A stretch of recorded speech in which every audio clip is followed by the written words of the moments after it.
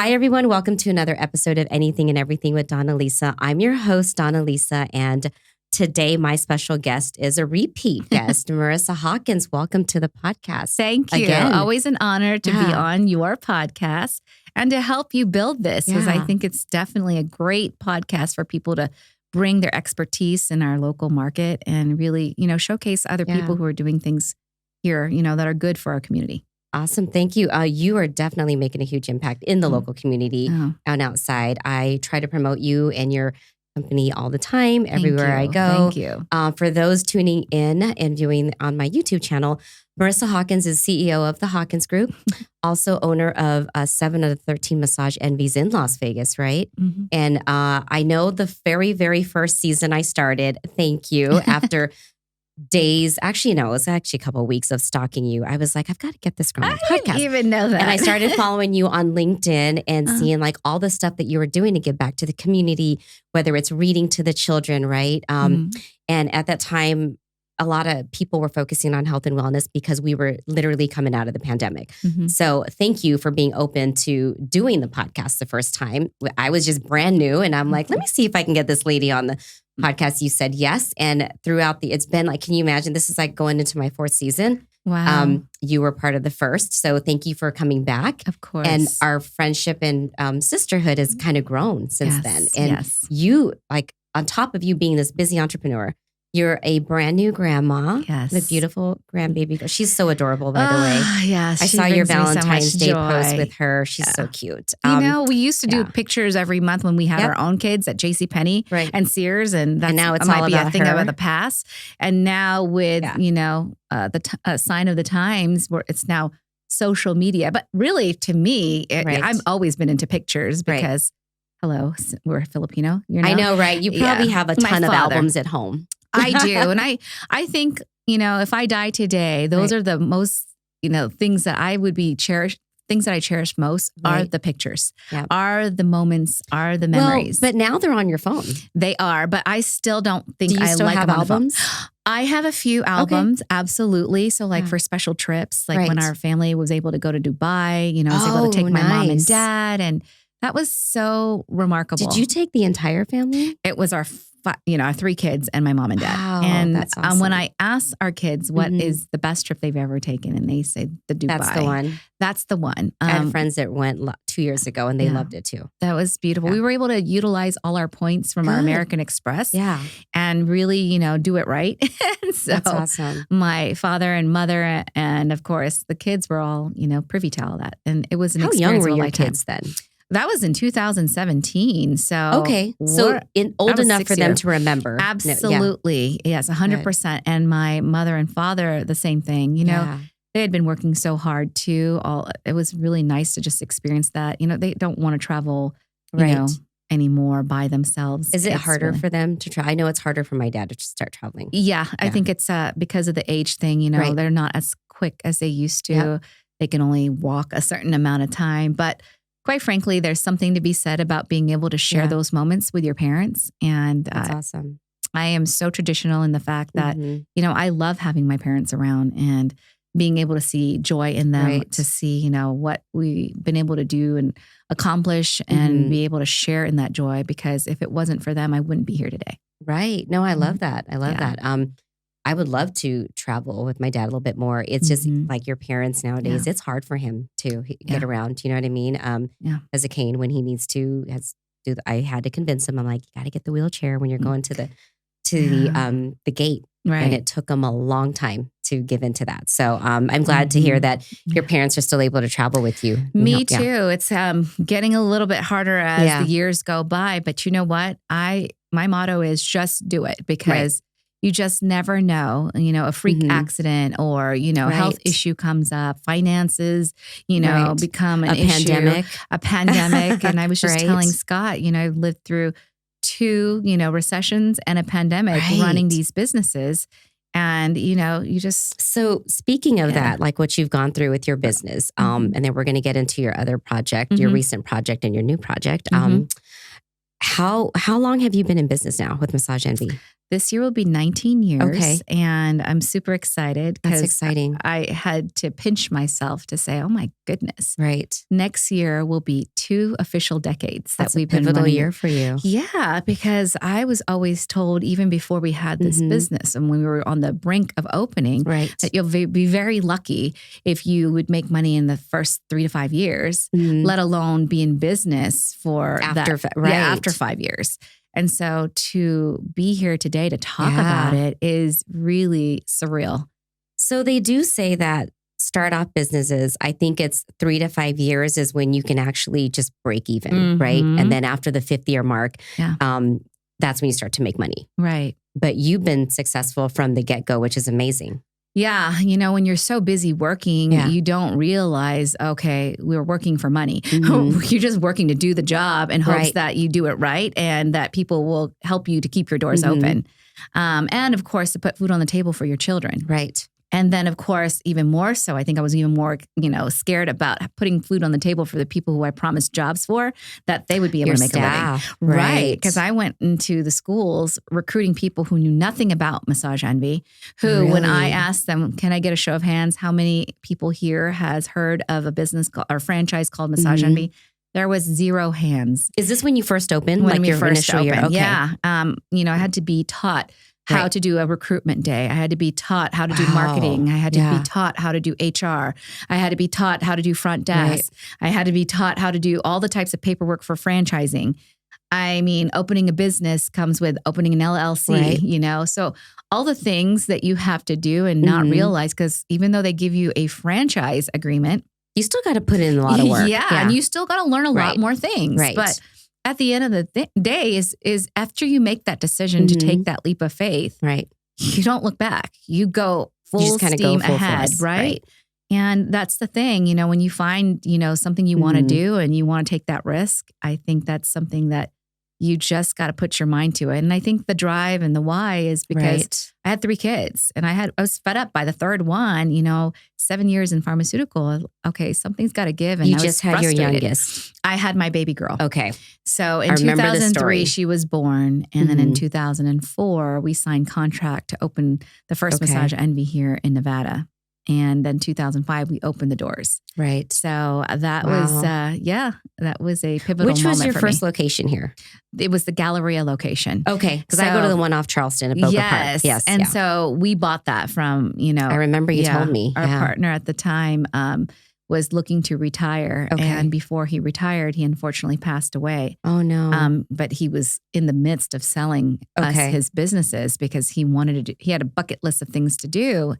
And unfortunately enough, he wasn't able to see that to fruition. Wow. And so this is the reason why, while I'm at this age and I can do it, I'm not going to wait till, the retirement age, that everybody has, set for us when you're 65 and you put, your fruits of your labor you've worked all these years. You can now enjoy it. I'm like, no, you must enjoy it now while you can, while you have the energy, while you have your family. I think that's so important. I do believe in that because my parents, I told you my parents had a business. We had a family business when I was in my early 20s. Yes. Well, my mom had a hair salon when I was a child and we were, I don't want to say it was child labor, but emptying out back then. I know, right? My kids would say that. They used to, like after school, we'd, go empty out the trash cans. And back then people could smoke in the salon. So we'd empty out the ashtrays, things like that, sweep the hair. But, then they went into this franchise and my brother and I were in college helping them run that. And I kid you not, I was like, man, they're taking a lot of vacations. But that was exactly just what you said. My dad said, we want to be able to enjoy our time traveling while we can, instead of waiting till retirement age, because we're either going to be too tired or we may be sick. And like, lo and behold, before they even hit retirement age, you know the story. My mother was diagnosed with breast cancer, was battling all that, and then unfortunately passed away. So all their travels, like my dad's so happy that they were able to do it while she was healthy. And the one thing they did notice was that a lot of the older folks on these tour and like trips to Spain, you go with the group of people, right? My dad was like, a lot of these older couples in their 60s and 70s are having a really hard time keeping up with the group. Yeah.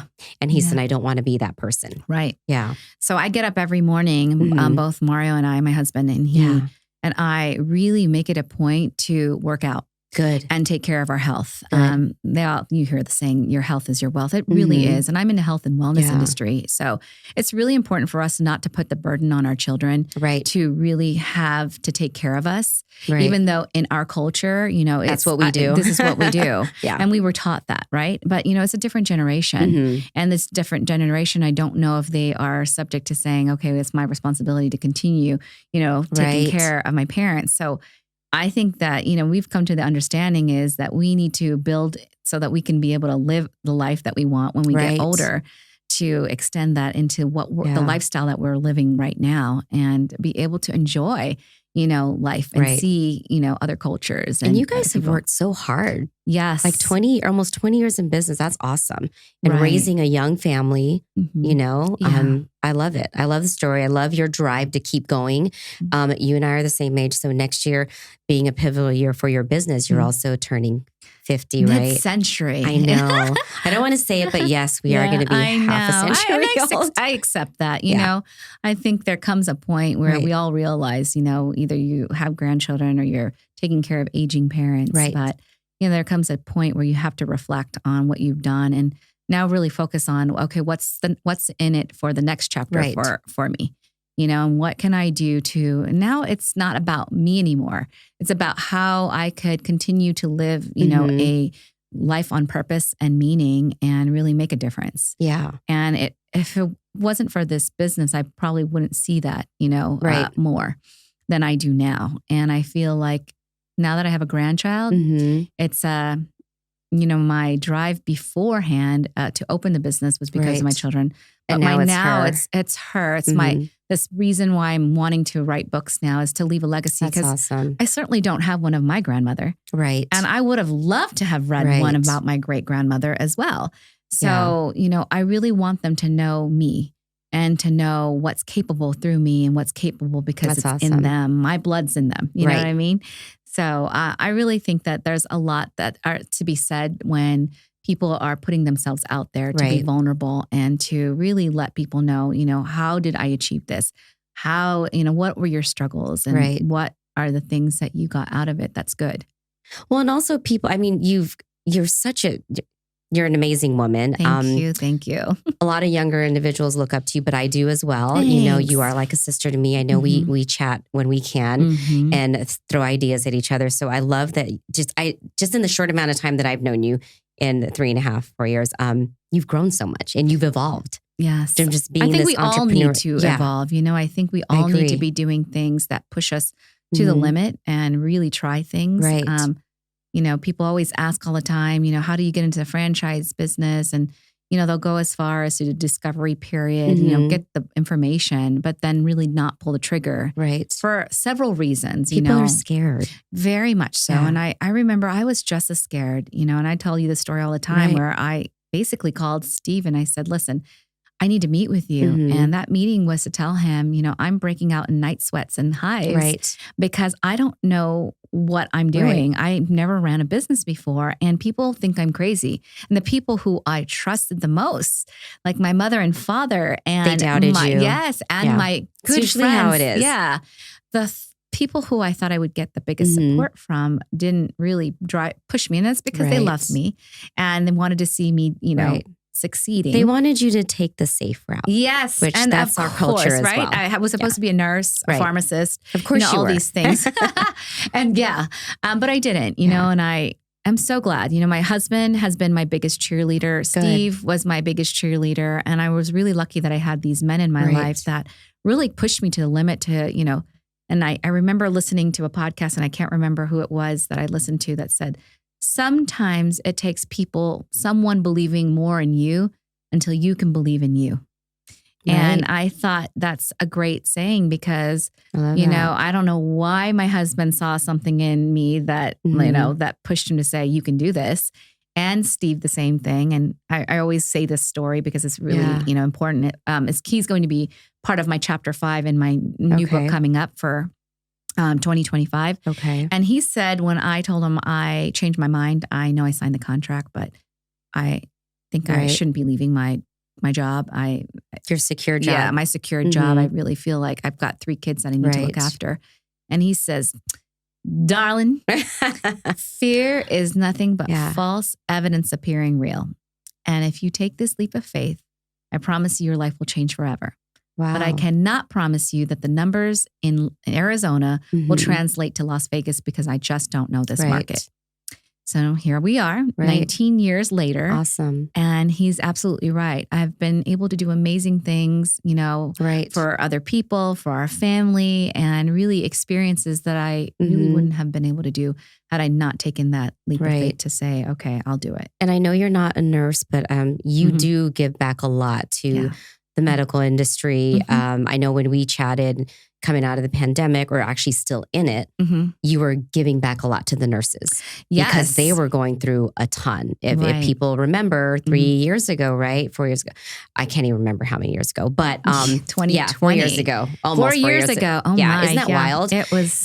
We were in a different time, and a lot of the nurses that were going through or were seeing everything that's going on in these hospitals, they needed Massage Envy to help them. And fortunately, you guys were actually part of the shutdown where you couldn't even open up for a while. I remember I was like, what do you mean? Like, that's like... You needed us. Right. I know. There was more people, when we were making these calls, we kept each of our 6 we had at that time 6 locations. Because it was 2 months that you guys were closed. You couldn't reopen until May. Yeah. I remember. We closed on March 18th. Yep. We didn't open our doors, I think, until June 1st. I remember I got a call from your office in May, and they were like, we're starting to take appointments. I'm like, oh, thank you. Right. And we didn't really open until June. So we closed for 3 months. And in that time, there were a lot of people suffering. Right. So what we chose to do was keep our businesses open and keep 1 or 2 people in there to make calls to check on our community of members and ask them if there was anything they need. Right. And little did we know that we would be met by phone calls that said, I have a loved one that just passed away. Right. I just lost a job. And, or good news, is both of us are still working. And so we're able to put food on the table. So I'm one of the fortunate ones who didn't lose a job. Wow. Because, the unpredictability of not knowing the future. And so that was crazy. But there are also, pivotal moments that really help you to understand that, there were lots of silver linings. Right. And the one silver lining is having quality time with family. And having family dinner, again, taking walks and hikes together. And slowing down. Right. It was a beautiful thing. Yeah. And then most importantly, we were able to do some really remarkable things when we were able to get back. Okay. So we had this one call, and I actually helped some of my team members. I actually was making some of those hard calls. Were you? Because it was hard to hear, my father just passed because he had asthma. Right. Or I just, saw my best friend pass away. And, my mom's a nurse, and she's putting her life in danger, and I commend her, but it's something we need to do. So one particular call I had made happened to be, a nurse on the other line. And I just remember it vividly. And she says, I just want to thank you for, reaching out and doing what you guys are doing, because we're doing the same thing. Right. We are calling the elderly patients to make sure they have their medication as well as groceries. I commend you. There's not a lot of business owners, out there that are doing this. And he said, this is the reason why Vegas is as strong, because of community leaders such as yourself who take the time to reach out to touch someone in this capacity. So that really led me to, start that Healthcare Heroes Give. And it was the spark of it. When we get back, we're going to ask our members who had accumulated, any unused prepaids prepaids to basically say if they wanted to donate one of their unused prepaids to our Healthcare Heroes. Because lo and behold, that was the year. Who knew 2020 would be the year of the nurses. And 2020 is when the World Health Organization, was to celebrate nurses. And unfortunately, they were being celebrated in a way that was needed for their, they were working so much. Yes, for their talent and for their skills and for their expertise. And so, not only did they put their lives in danger, they put their families' lives in danger by going in the line of fire every day to service everyone that was suffering from, COVID. So, when we were able to get back in 1 month's time, asking our clients, we were able to raise 1,200 services that we donated to 14 hospitals, which amounted to $140,000 worth. That is awesome. Right. But it didn't end there. In 2021, I saw a stint on Good Morning America where they said the aftermath of the pandemic has caused what it caused. And what it was is that there were healthcare heroes that were committing suicides. I remember. Suicide. And, when I heard that story, and one that really hit home was a sister that basically said her sister was a doctor of 8 years. There were no signs that led to her, obviously taking her own life. But she probably had seen so much more than they would normally see on a regular, year. Right. And so I think it took an impact. And not to mention, when you hold a degree like that and a certificate, you really can't show signs of fatigue or signs of, because you have to be there and you have to be strong. You have to be strong and you have to give them great information. So, of how they need to be able to go, through this process. Nonetheless, it really struck me as, okay, we can't no longer as a small business give more than we've already given out. Right. So what could we do differently? And that's when collaboration came into play. And I said, why don't we partner with other businesses who are willing to donate and pick one healthcare hero from each hospital to be, the winner of a package, a healthcare package. So this healthcare package consisted of obviously massage gift certificates or facials. We were able to partner with Las Vegas Hilton to give them, 3 days, 2 nights stay. That's awesome. Which was beautiful. We also partnered with Mama Bird Southern Kitchen because it was a local business. I remember, Because we knew a lot of restaurants closed and got affected. So we wanted to keep them, going. Right. Plus my good friend owns that restaurant, yes. And then season 12 Hell's Kitchen winner Scott Cummings was able to also donate $100 at Reflection Bay to the healthcare heroes. And then last but not least, we also got another franchise, Orange Theory, to donate 3, health packages or 3 workouts for free. Was that the, I think it was the awards or something that you guys did over at Lake Las Vegas. Yes. I remember. Okay. And the beauty of it all was I invited my mother to come and my father, and we partnered with the Filipino Nurses Association. That's awesome. And we did QR codes for all the hospitals so that people could write 3 sentences as to why this person should be nominated to win. So each hospital was responsible in selecting a winner. And it was real time when they were casting in the votes. Right. So you could see which hospital was really engaged. And it was really awesome to see. Cool. We got over in 1 month's time, almost close to 1,000, nominations. Right. Wow. Yeah. That's and great. So the person who won at each hospital was able to win $1,400 worth of, I think it was $1,100 or $1,400 of prizes. That's awesome. But the most beautiful thing is dignitaries were able to, so Governor Sisolak at the time, along with, Michelle Romero was there, Justin Jones was there. And of course, the CEOs of the hospitals, a couple of them had showed up and really, gave, remarkable speech as to what we had gone through. And we celebrated at a place called Reflection Bay. I remember seeing reflecting that in the middle of a desert where there's water and sun, coming through.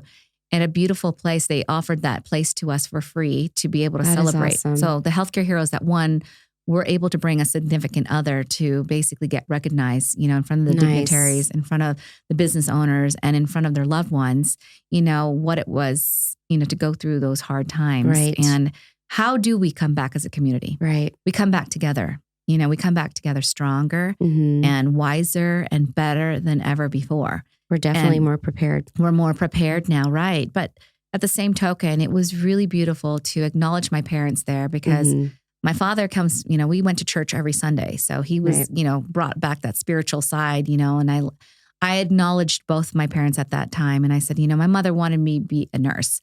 But the irony of it all is here we are in You're giving room back to all the nurses. Full of nurses in a different capacity. Right. It came back full circle, and, here I am being able to fulfill what I was able to contribute in a way that I think was the way the world needed me to contribute. That's great. And so it was beautiful to, acknowledge my parents and let everybody know that, this couldn't happen without them bringing me into this world. And really knowing that, the people who were there were being recognized for work. It wasn't about me and it wasn't about, anything else, but that people cared enough to, really put their lives at stake and their own, their own families' lives at stake to take care of that of another. No, that's awesome because they did put their lives at stake for very much everyone, so. Very much during so. a really, really rough time. So love that. And I love how you constantly are always finding ways to give back to the community. In a different way. And I mean, anyone can write a check. Right. But there's something more remarkable when knowing that you can connect with your community. When knowing you can see, the smiles on people's faces for being acknowledged for a job well done, when they didn't really look for acknowledgement. Right. All they wanted to do is make sure that we could keep people alive. Right. And so that to me is, I can't even count the number of faces of nurses that had come through that said thank you. But more importantly, one story that really resonates with me was the one where a nurse actually came into our facility to redeem the gift certificate that they had received. And I remember it because my therapist, one of our therapists, Stephanie, said, I just want you to know that one of the nurses had actually come in and I had made mention that, is this massage okay? Because that person was crying and like, am I hurting you? I'm like, no. I had just been working nonstop for 3 to 4 months, that this has been the first time that I've actually been able to have a break. So they let out a sigh of relief. Right. But that sigh of relief was just that exhale, when you go through something tumultuous as that and something, that you could never imagine. And I can only imagine what they'd seen. But just letting that sigh of relief come out of that person, it was just that, that you're doing a good thing. So the person who's providing the massage just, could feel it. And then the tears of, sadness and joy and all in the same, it's a combination. It's a combination, feelings, right? Yeah. Right. And so I think that really, let me know that what we did was something far from, Well, in your staff too, I mean, just like the nurses were servicing everyone who's coming in the hospital, your staff was giving back to them and servicing them, which is nice, right? It was a great feeling for them. So kudos to your team as well. As well as you being their leader and saying, hey, this is how we're going to make an impact in the community and give back to those who've been working hard. So I love that. Yeah. When you have team members that are in alignment with what your goal is, it makes life easier. I mean, not everyone on the team is there to, be in alignment with you or have the same goals. And that's okay. Right. You can tell who are there for the paycheck and you can tell who are there for, serving our community in a way that, and to make an impact. Right. To make an impact for themselves, to grow themselves, to grow the community. Right. So those are the people that we always want in our team. But, you got to get a good mixture, right? Absolutely. Yeah. I love that. And it's funny because you talk about being purposeful, what's your purpose? And I think we talked offline briefly. I just started with a new company, a new destination management company back in November. And part of the reason what sold me on them is this is their tagline. Ethos, if you guys are listening, it's purposeful planning and meaningful events. And they have a huge component of, the business where they do like to give back to the community. And it's not just about planning events anymore. It's like what's behind, behind the planning of the events and how can we give back to our community. Example is, florals that we have in the meeting space. Usually when the event's done, they give it back throw it away. So instead of doing that, how about we give it back to some of the teachers, who are teaching our young minds. And that's so beautiful. Things like that. That's kind of what we do. With a special note. Yeah. Absolutely. With a special note. I think that goes a long way. I think when teachers feel like they're being supported by local businesses. Too. Oh my gosh. It's like babysitting kids. Right. And then they got 30 of them, 20 to 30. Can you imagine? Right. It was a beautiful thing to go in, to read to the classroom, to really put smiles on the teachers' faces, to give them gift certificates for Massage Envy, because it wasn't just about bringing books in to the students to, be able to pick a book of their genre. You do that program as well, where you're reading to the students. We did. Yeah. So, and it actually was great because when we were closed, before we were closed, the day after Valentine's Day, I wanted to raise books for our students to help fight literacy. And we were going to reach out to all of our members and guests because the books were just $5 and they could write a special message to the child. It could be a favorite quote, a lot of Dr. Seuss's came out of that, or words of encouragement, just to let them know that someone cares about them. Right. And members were buying them. Our team members were buying them. Okay. And they were going to local schools, Title I schools. Okay. As well as, students that really, needed a book and something tangible Right. to help prevent the summer slide, But of course, as you well know, we were, we had to stop because on March 18, we had to close our doors. Shut down. But we did raise $4,100. That's awesome. No, $4,100, 4,100 books. I'm sorry. Okay. Before then. And we weren't able to go into schools because, as you know, the pandemic, closed for a whole year? It was about 18 months. 18 months. Because they could not go back in person until I think it was March of 21. So here we are. We have all these books that have been purchased. Right. And they're ready to go. Right. So it wasn't until almost 2 years later that we were able to hit the ground running and basically connect with CCSD to figure out how will we distribute these books. So we partnered with Rotary Club. Okay. And so as you can see, there's a theme. Collaboration is so important. Yeah. It's really great when you can partner with the Filipino Nurses Association and have them help you connect with the hospitals. Absolutely. And now here I am with CCSD to partner with which schools need these books the most. Right. Because, if you've got privileged schools, they don't need it. They're just going to throw it away. But people who really need these books. So it was beautiful because now here we are bringing in books, 500 books for every, school. That's great. And talking about the importance of reading and the importance of kindness. And now we get to read to the classroom. Awesome. And that's the type of connection you don't get when you just write a check. And don't get me wrong. I love the people who write the checks. Right. But I think there's something more meaningful, when you are able to go in as a business owner to take some time out of your busy schedule to just go out and connect. And that's what I'm trying to teach, people, who are wanting to be entrepreneurs. It's not just about being an entrepreneur. It's about donating for that tax write-off. Right. It's about putting, how are you going to get involved? Yeah. It's about fulfilling your heart. I love that. And it's filling it with goodness, that you have made an impact. And I think a friend said it best. You'd be very lucky if you left this earth touching the lives of 50 people. Well, I can honestly say being in this business for over 20 years that we've done more than 50 people. Absolutely. And we're continuing to, help people, start off their careers in massage or aesthetics or become managers of our businesses or, talk about being entrepreneurs. Right. So these things would have never happened had I not taken that, fear is nothing but false evidence appearing real. Because he's a big fan of Zig Ziglar. And I thought, my goodness. I love his quotes too. Yeah. And that was a Zig Ziglar quote that he took because I thought, wow, where did he hear that from? And he was a big fan of Zig Ziglar. That's awesome. Well, talking about making an impact. So fast forward all that and what you've done for the community during the pandemic and what you're doing now and how you're evolving. Like you are now a book author. Yes. I never really thought that could ever happen. I got your book here. I went to your signing. Thank you so much. For those who are viewing, she did sign it to Sierra, my daughter. I can't believe that's another moment. Like I can't believe I'm doing this. I think I remember talking to you a couple years ago after we recorded the initial podcast. You were like, I'd like to write a book. And then when you were doing this, you were in this project, you're like, hey, so I have this new project coming out. And you were telling me about it. I'm like, that's awesome. Like, I can't wait for it to come out. And I've read it. So reading this, I actually found out some other information about you that I had no idea. The number 10 resonates with you and why?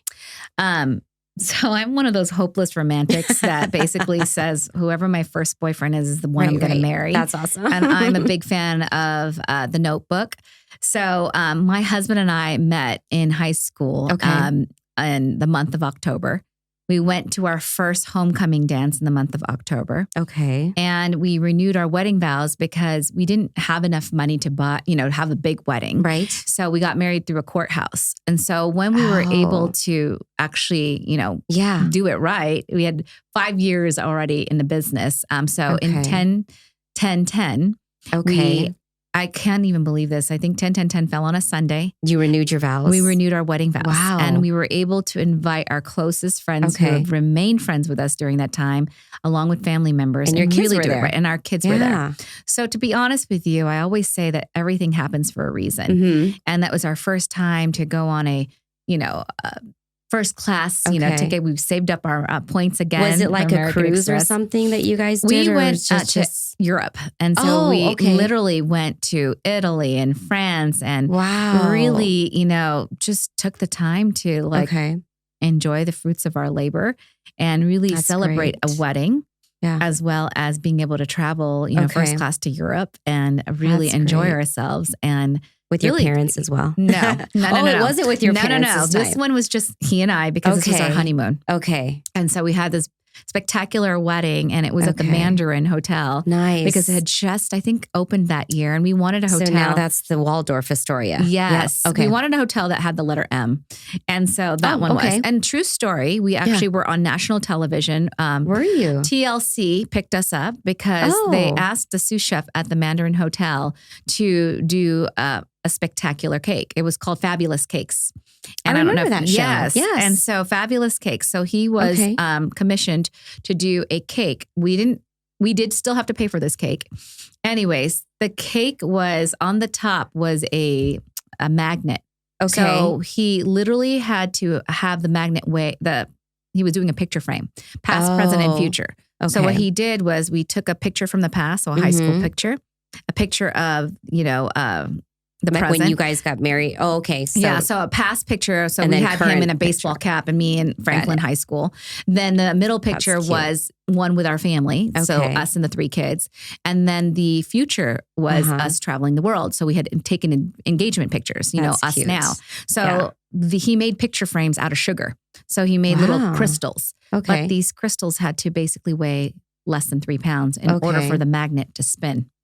So we never knew what he had to go through, but you could see him sweating because we got to watch the video. Was it like a contest for that show? You know what? They were just featuring sous chefs that do remarkable cakes. Got it. And he just got selected, and he was really up for the challenge. So your wedding got showcased. So our wedding, a part of our wedding got showcased and on national television. My girlfriends knew that they were going to be on television, so they lost all this weight. So here we were starving ourselves just to look good on national television. That's cute. At the end of it all, I'm like, girls, eat up. Right. Eat the cake. As much cake. Eat the cake. And so it was so great because we're big fans of CPK's butter cake. Okay. And we love red velvet. Butter cake. Right. Great butter cake. So our sous chef was like, I could do better than this. This is what you like? I'm like, yes.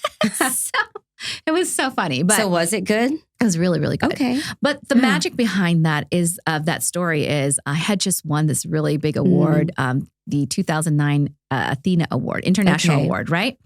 And my husband and my parents were there and a couple of our friends, and it was at Seeley's restaurant. Oh, right. Okay. Women's Chamber, had recognized me for this big award. What is the Athena Award? It's an International Women's Award for young entrepreneurs who are doing, great work with providing jobs, community service and all that stuff. So that's in amazing. 2009, I won that, and they did the Women's Hall of Fame and all these things. They still do it till this very day. Okay. But I was also the first one to also initiate the Young Professionals chapter from the women's chapter. Okay, yes, that's part of the chamber. That's part of the chamber, right? Okay. And June Beeland asked if I could, get it going, launched. Okay. So I launched it, and I did it for 1 year, and then it's still in effect right ongoing. now, right? Yeah. And so I was the one who initiated that, which was crazy. Yeah. So at the end of this award ceremony, I had to do a speech and everything. My parents were so proud. I was so honored again. And we are in the car. So the valet comes and they get into the car. Mario's driving and my parents are in the back seat. He's like, Dad, I know that you never got an opportunity to walk any of your daughters down the aisle because all of us got married in the courthouse. Okay. So I would like to know if I could ask your permission to marry your daughter in church. So sweet. So both of them being in the military, my father says, permission granted.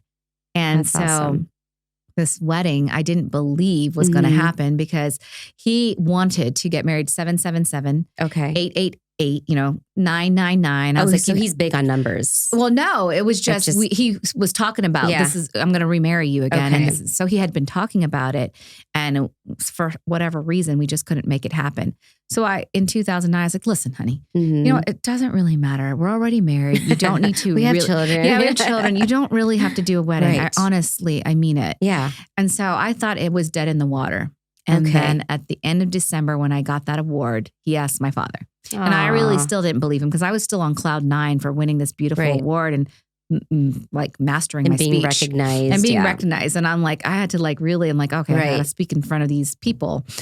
So anyways, what ended up happening is it wasn't until we booked the church that it became real. Okay. And when the father said we could, because they don't normally do weddings on Sunday because that's Mass Day, that it actually was going to come to life. And so I couldn't believe it. 10-10-10 happened. And true story, when the recession was happening in 2008, we opened a business called Face Logic, which was truly just all facial skincare, right? Okay. Right. Yeah. But in 2009, Massage Envy started doing skincare. Okay. So in order for me and Mario to open up our second Massage Envy, we had to sell that business. Oh, wow. But we were in contract with a lease for 5 years. Right. So we did end up selling it in 2012. Okay. You know, so that the employees obviously could still be gainfully employed. Yeah. And I could open up our second Massage Envy because we had already purchased a license that we need to open.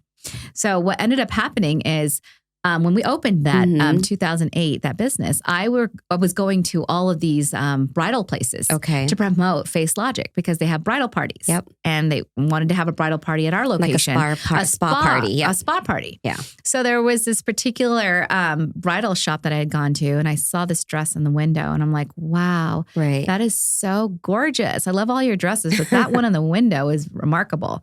She's like, actually, we have one right here, the same dress, you know, on the rack. Would you like to try it on? I'm like, oh, no, I'm not getting married anytime soon. Right. She's like, just try it on for fun. She's like, do you have time? Come on. What's going to hurt? So I end up trying on this dress, right? And I was like, wow, if I ever were to have a wedding, this would be the dress. Because every girl always wants to be in a wedding gown. Yeah. And you know, when you know, right? So fast forward, the recession hits and, you know, 2010, I'm telling you now, we're now on the go to open. So because the recession was in 2008, that business had closed. Along with many others, you know, had closed. And it's crazy because you hear about businesses closing all the time. We were very fortunate. Was it 2010 was a recession or not? No, 2008, but there was still remnants of it. Right. You know what I mean? We didn't start coming out of the out of the woods until probably 2012, 13. I think 12 was when we were starting to come out. Yeah. Right. So what ended up happening is here I am going to the floral shop to go pick out the flowers. And the lady goes, I was telling her about this dress and I was like, too bad Bella something, you know, bridal shop closed because there was a dress that I really, really loved. So she's listening to my story as I'm picking out flowers and I'm explaining it to her. She says, well, I have some good news to tell you. I was like, what's that?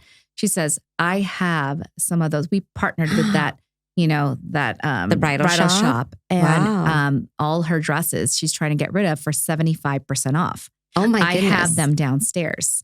And she says, I wonder if I have the dress that you wanted. And sure enough, it was there. It was there. Was it the same one? It was the same oh my goodness. dress. It was meant to be. So here I am. I purchased the dress. Yeah. And had I waited a day later, someone wanted that dress. Really? I kid you not.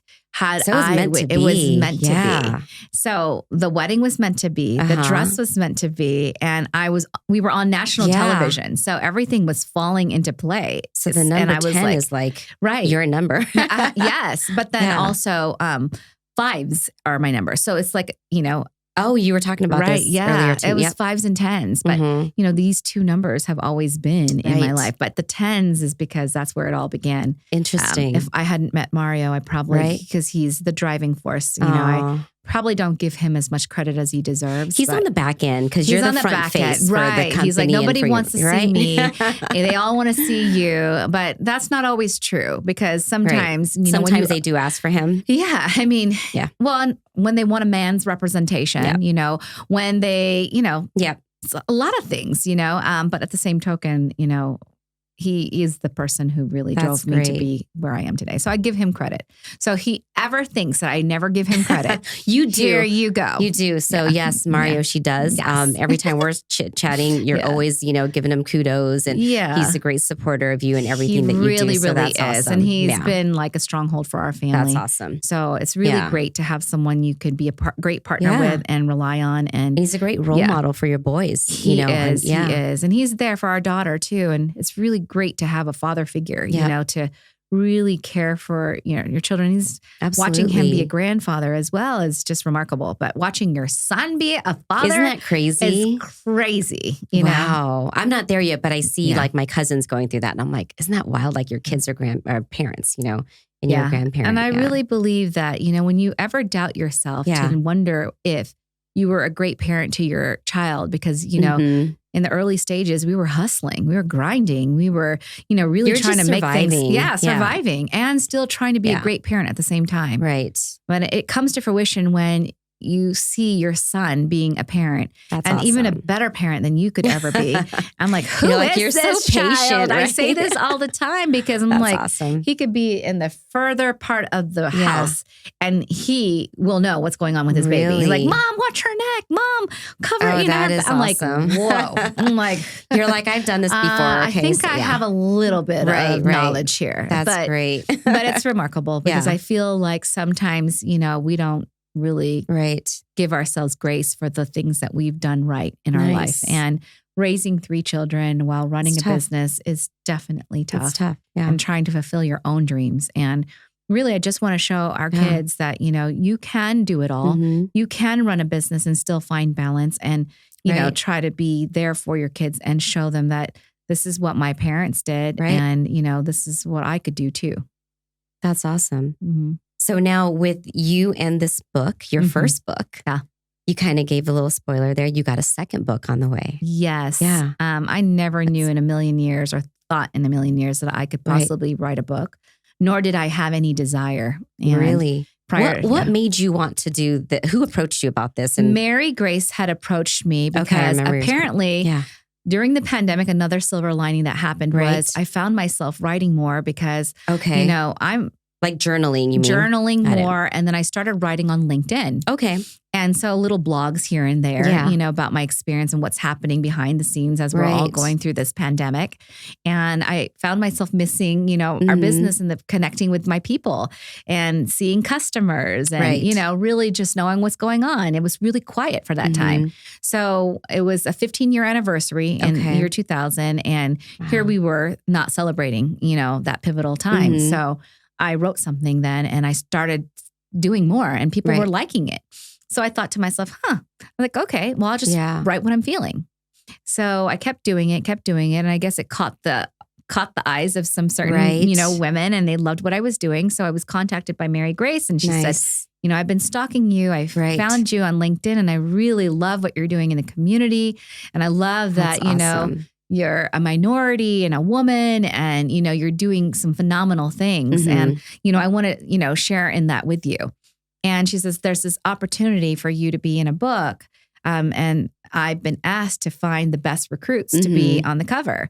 And I would like you to be on the cover with 2 other women with me. I'm like, really? I'm like, this is awesome. That's great. And so it was the start of something that I could never imagine, thanks to social media. Yeah. I mean, social media is amazing. It helps everybody find people that they want to connect with. Right. So after this initial book, because I never knew Mary Grace before then. Really? I had not. I followed her on social media as well because of her social register network, right? Because I love to network and all that. And I think I saw her speak at one of the Asian networking events. So yes, I did notice she's also on the book. Yes. Trying to get her on this podcast too. Shane Jasmine, a lawyer, and then Monica Fullerton, who opened up Spousely, which is a combination of Amazon and Etsy put together for military spouses. Right. To be able to earn income. Nice. So, I mean, I am in the midst of some remarkable women. Good for you. And so I'm very honored to be on that book. And then inside of it are 16, in total, there's 12 other women. Right. Yeah, stories, short snippets of, their lives. Right. And really just, when you go to bed at night, really just being able to read 1 chapter or 2 chapters a night of people who are doing things, in, our local Vegas community. Right. So now your next book, it's going to be all about you. Yes. Yeah. And I titled it Me, the Mindful Entrepreneur. Okay. Because me is the acronyms of Massage Envy. Nice. And I feel like it was a journey of really finding yourself. Right. And I found myself. And I think that sometimes you really don't know what's going to, be of yourself until you actually take that risk. Right. When you're scared out of your pants to do something, that's when you really should be doing it. And so had I not done that, I probably wouldn't be speaking here today with you and doing all the things that I've been afforded to do because I've been a voice out there, to be able to speak on behalf of, entrepreneurs who've actually taken that leap of faith, in the franchise world, or just being a businesswoman, being a minority, being a woman, being, everything that, would set me apart from achieving, success. So a piece of advice for everybody who's scared to just like what you said, just go out there and do it. Yes, you need to build your skills first. Sometimes you have to do the jobs that you don't want to do to realize how you could be a better, business owner, or how you could be a better leader, or how you could do things differently, and how you would do things differently, and how you can make people better than you found them. Sometimes you didn't want to do it. So I've been pretty lucky because every job I've ever had, I've enjoyed. Good. I may not have loved it, but I made the best of it. And I think my luck has come in growing from that. But I think that from whatever job I had when I started working at age 14. Okay. I worked at a restaurant, Nordstrom's Cafe. I worked at a stocking, clothes at Nordstrom's. I worked at several places. I was a hostess for the hostess. I always say hostess for the hostess. Ivor's Acres of Clams. Okay. So, and then of course, my career job was in pharmaceuticals. So I was calling on doctors, sales. So sales is the best job, I always say, because it puts you in front of people. Facing, right. You're front facing. Yeah. You are communicating with people. You are, connecting with people you would never had met. Some interesting people along the way. And I just remember meeting some people, that just intrigued me. I'm like, and just asking the right questions. And you find everyone has a story, like an interesting story, so. right? That's and what I like. Why everyone should write a book at one point in time. And I remember I think this was Les Brown I heard. And he started off talking at high schools before he became this avid speaker. Really? Which is what I'm doing. Yeah. You've got high school students, they're not going to really criticize you as much, but you can know when you've done a great job because they come afterwards. Right. And they want to, hear more, and they want to ask you questions and all these things. And, you caught their interest. You caught their interest. But I remember Les Brown saying that, how many of you students in here know who your great-grandfather is by name? Wow.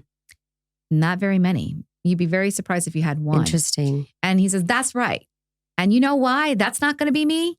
People are going to know my kids are going to know my great-grandchildren are going to know my name, is because I'm going to leave them a legacy. And that really resonated with me, because this book, from the collaborative book to, the book that I will write, will be something that my great-grandchildren and my grandchildren now, that's great, with Mila May, will be able to say, my grandmother, I know her because, she was the author of this book, right? No, that's great. Yes. And so that's something now. Like I said, I'm in a different stage of my life where I want to make a difference. And my difference is being able to use my voice whenever I can and wherever I can, and being able to travel the world while doing so, but also being able to make impact to, help others to, find their full potential. That's awesome. So before we kind of wrap up today, I know the last time I had you on, I asked you what daily affirmation do you like to start your day off with? So this year, I'm asking everybody, my word of the year is collaboration. Do you have a word of the year?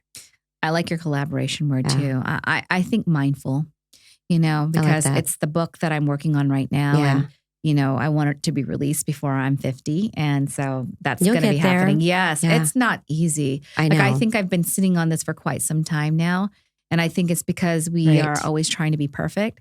But I think, like I told you earlier, being a mindful entrepreneur means giving yourself grace, and knowing that God gives us mercy, right? And God gives us grace all the time. Why couldn't we do that for our own selves? And I think we're so in the grit and grind of, trying to accomplish everything and do everything, that we don't realize that sometimes what we do today should be enough.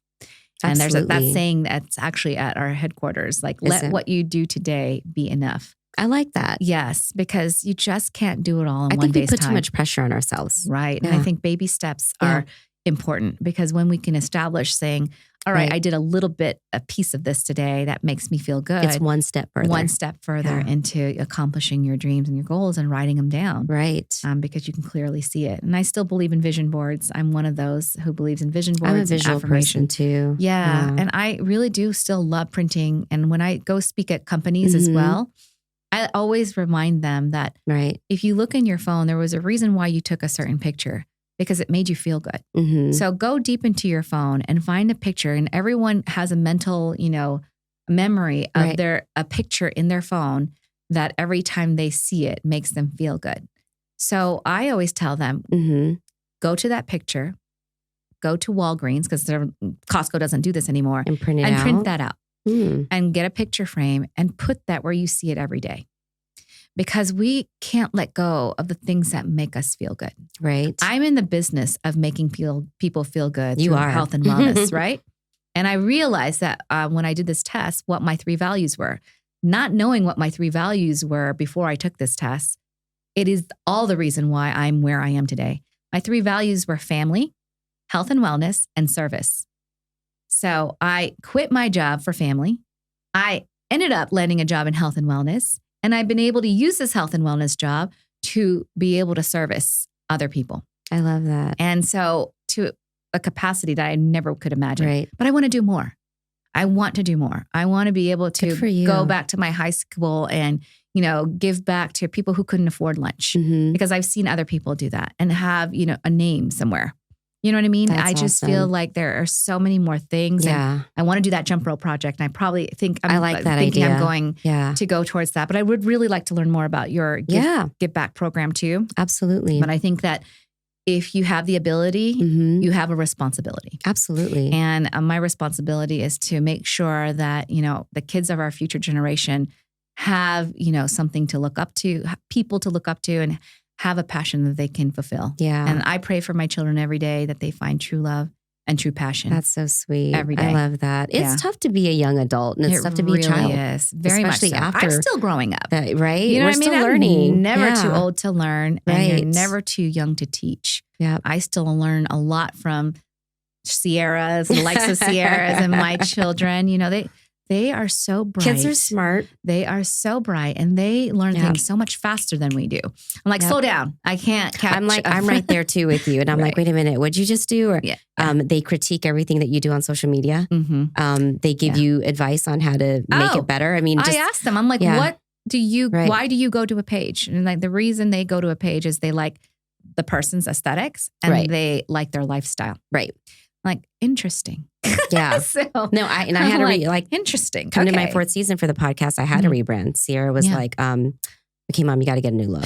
And I was like, wow. See that? Like, I'm learning. Right. It's all about the lifestyle. And when you know. Right. I'm like, so okay. They keep us on our toes and they keep us relevant. Yeah. So I'm excited. I'm happy for that. Right. And they give us the honest truth. It's the hard truth. Sometimes you don't want to hear it. Like, what do you mean? I kind of like my branding. And like, no. And they'll go, here, look at these podcasters. And I'm like, okay. So yeah. No. And I appreciate that. Yeah. I appreciate that because it's raw, it's honest.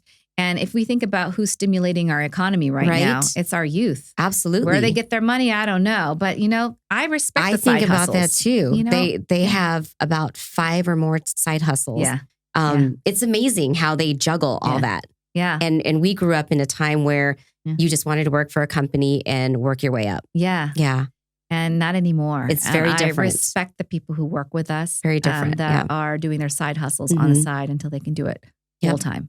Absolutely. So I am never frowning upon that. I think people have, if they can reach their fullest potential, then why not? I love that you empower people to do that. I do it too. Some people frown upon entrepreneurship and doing so many side hustles. I mean, I have friends. They're like, what are you doing this weekend? I'm finally getting a podcast recording again. They're like, why are you still doing that? And I said, I enjoy the conversations. I really do. It's not to try to make money off of it. Other people, want to, but it's to have this conversation. And girl, you're busy. Our other dear friends are busy.